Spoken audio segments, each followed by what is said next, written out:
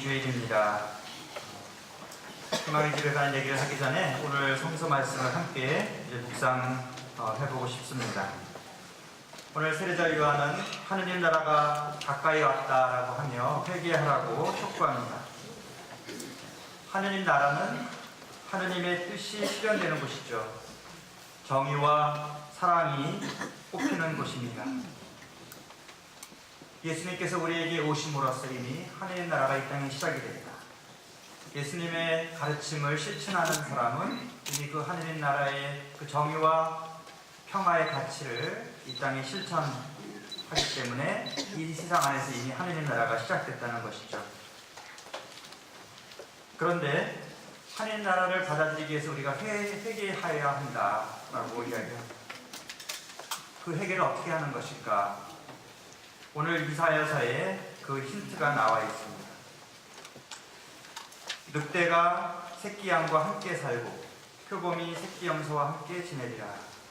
또 송아지가 새끼 사자와 더불어 살쪄가고 어린아이가 물고 다니리라. 암소와 곰이 나란히 풀을 뜯고 또 사자가 소처럼 여물을 먹으리라. 이 특징이 뭡니까? 맹수나 힘센 그 동물들이 약한 동물과 함께 어울려서 평화롭게 살아가는 것이죠. 사자가 소로 변하는 것, 사나운 육식동물에서 선량한 초식동물로 변하는 이런 모습에 평화의 비결이 있다는 것입니다.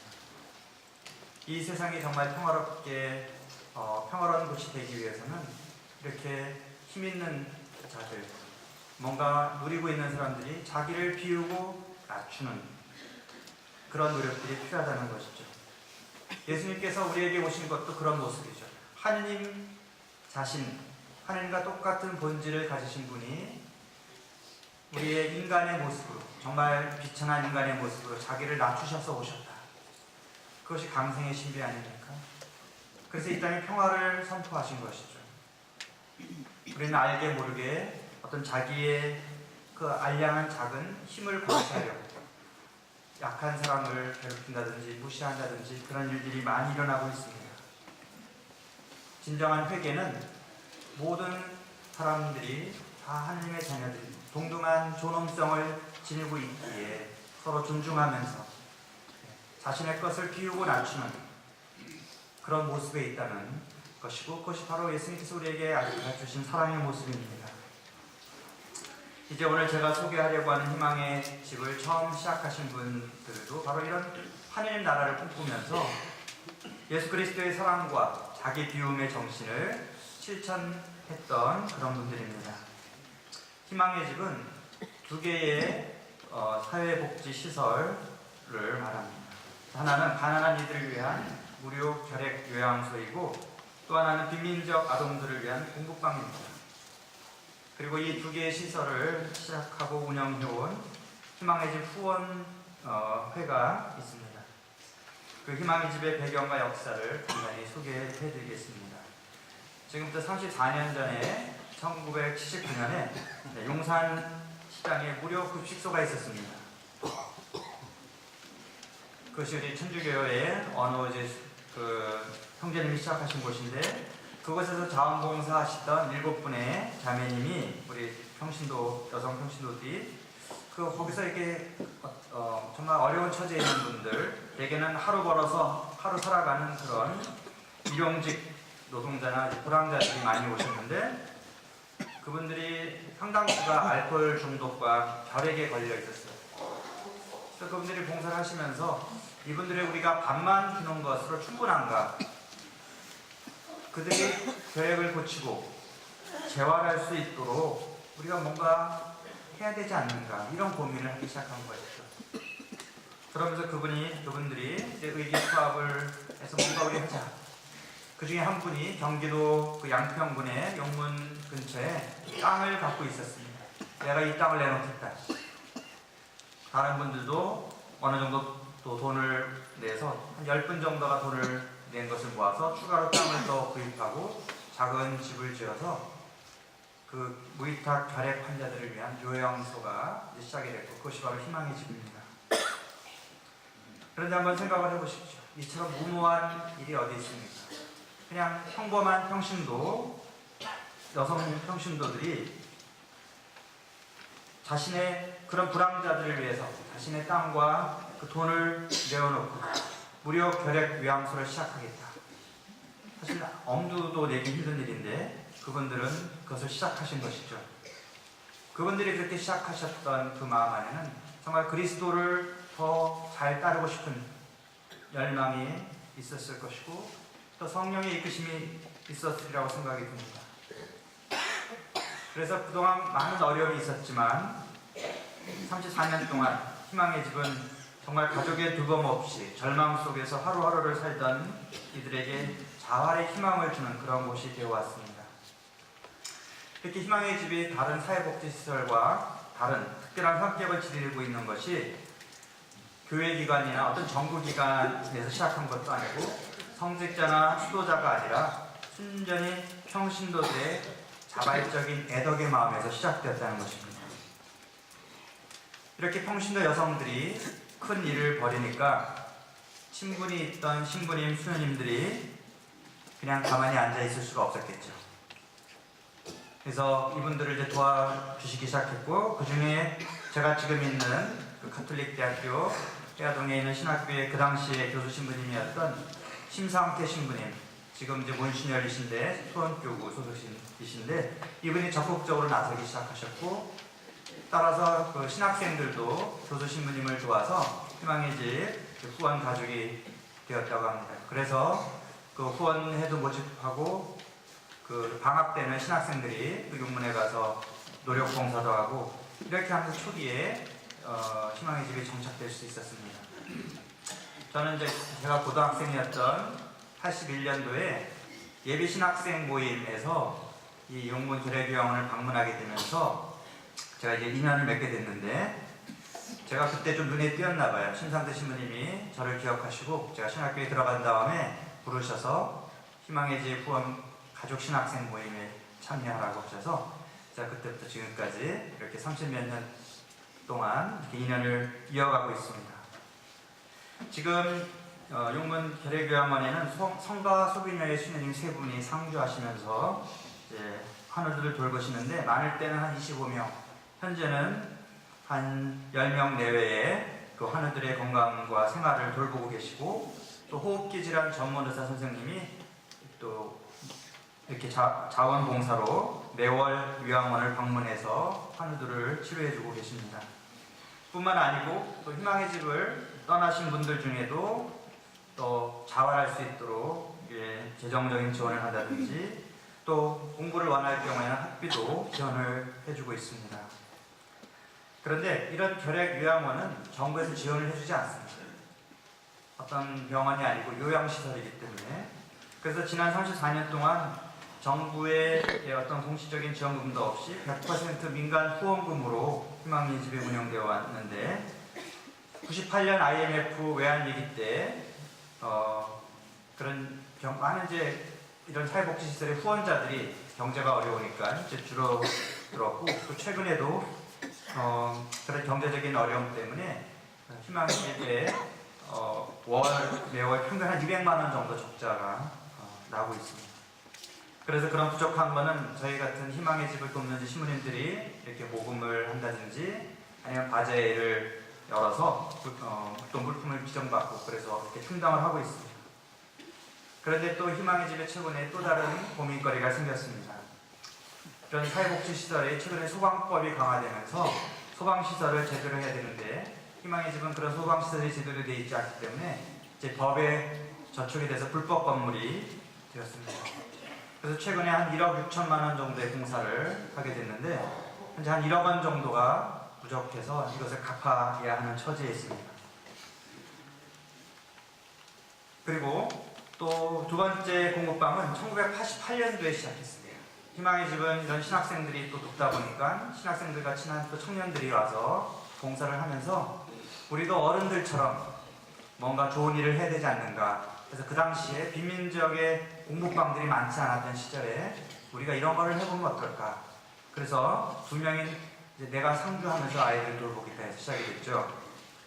지금은 수유동에 희망의 집으로 옮겼지만 그 공부방이 있는데, 공부방을 이용하는 대부분의 아이들은 여러분 다 아시다시피 빈면지역 아이들은 굉장히 어려운 처지에 있습니다.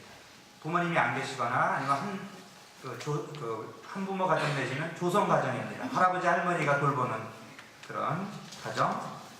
또 부모님이 계셔도 맞벌이를 하기 때문에 아이들이 방치가 되죠. 부모님이 제대로 돌보지 못합니다. 그런 아이들은 그냥 골목을 떠돌면서 나쁜 길로 빠지기도 쉽고, 당연히 공부는 제대로 하기 어렵고, 이런 아이들에게 공부방은 어떤 가정과 같이 보호를 해주고 아이들의 어떤 공부를 도와주고 아이들이 정서적으로 안정될 수 있는 그런 여러 가지 환경을 제공을 해주죠. 이 아이들은 경제적인 어려움뿐만 아니라 이제 부모님이 이혼했다거나 가출했다거나 이런 것을 경험하면서 정서적인 그런 어려움 때문에 어떤 상담이 필요한 아이들도 많이 있습니다. 또 이런 아이들을 위해서 그런 정신보건센터에 연결해서 또 복지관에 연결해서 상담이나 심리치료를 받을 수 있도록 도와줍니다. 또 대학생 자원봉사자들이 와서 아이들에게 공부를 이렇게 가르쳐주고 방학 때는 무슨 캠프를 한다든지 소풍을 간다든지 이런 프로그램도 하고 있습니다. 신내동 교회 여러분, 저는 이제 그 34년 전에 그 초창기 희망의 집을 시작했던 그 부인들의 그 순수한 신앙과 열정을 여러분 마음속에 일깨워 드리고 싶습니다. 그리고 여러분들을 또 그분들의 뒤를 잇는 희망의 집 가족으로 초대합니다. 여러분 들어오실 때 이렇게 자원봉사 하시는 자매님들도 다 평범한 본당의 교우들입니다. 이분들도 이런저런 인연으로 이렇게 희망의 집에 이렇게 또 적극적으로 후원하는 그런 가족이 됐는데, 가난한 이들에게 대한 관심과 나눔이 사실 하느님께서 가장 좋아하시는 예배다. 하느님께 드리는 가장 좋은 제물이다. 성서는 이렇게 이야기하고 있는데, 바로 이렇게 희망의 집에 가족이 되어서 여러분들이 직접 가난한 이들과 함께 살지는 못할지라도 그 용문에 계시는 수녀님들 또는 그 공부방에 봉사하는 그런 선생님들이 안정적인 환경에서 봉사할 수 있도록 우리가 재정적인 지원을 해주는 것이 또 우리가 해줄 수 있는 그런 사랑의 나눔이라고 생각이 듭니다. 그래서 희망의 집을 도우시는 방법을 알려드리겠습니다.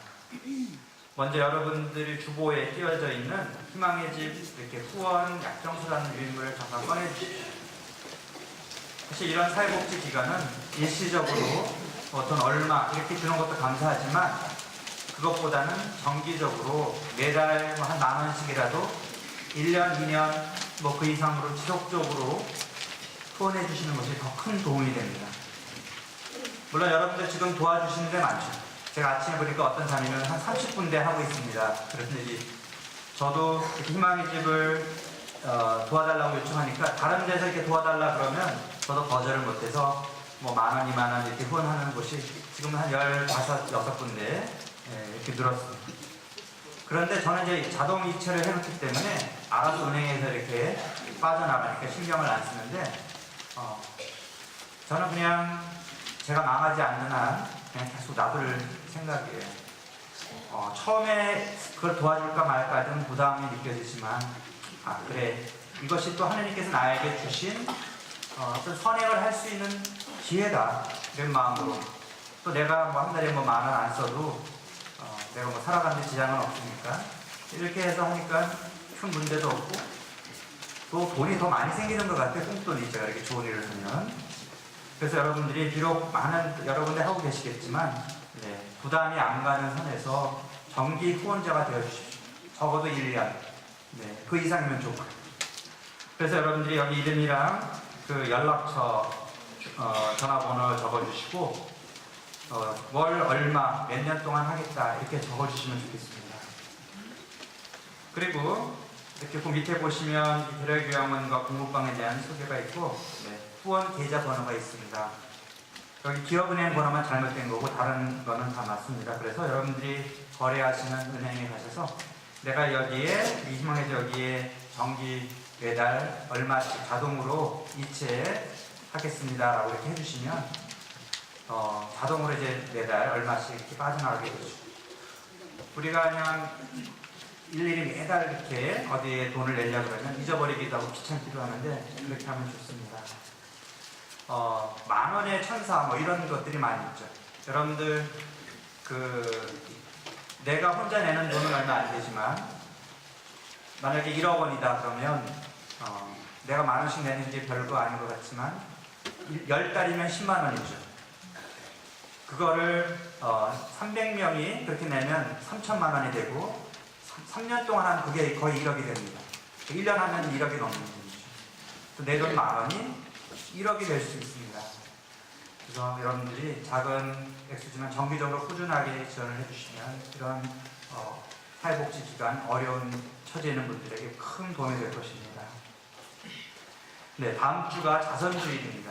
특히 대림절 동안에 우리가 예수님의 성탄을 준비하면서 우리 교회는 어떤 반식과 기도와 자선을 가장 전통적인 신앙인의 어떤 실천으로 권장하죠. 그 올해의 자선은 희망의 집 가족이 되는 것, 정기 후원자가 되는 것으로 봉헌을 해주시면 좋겠습니다. 네, 마지막으로 오늘 인권주의를 지내면서 정말 이런 가난한 사람들, 희망의 집에 요양원에 있는 분들도 사실은 자신들이 누려야 할 그런 가족의 사랑, 또 기본적인 그런 권리를 누리지 못하는 어려운 처지에 있는 분들인데, 약자들인데 이분들에 대한 관심, 나눔이 정말 오늘 인권주의를 보내면서 또 우리에게 적절한 그런 실천이 아닌가 생각이 듭니다.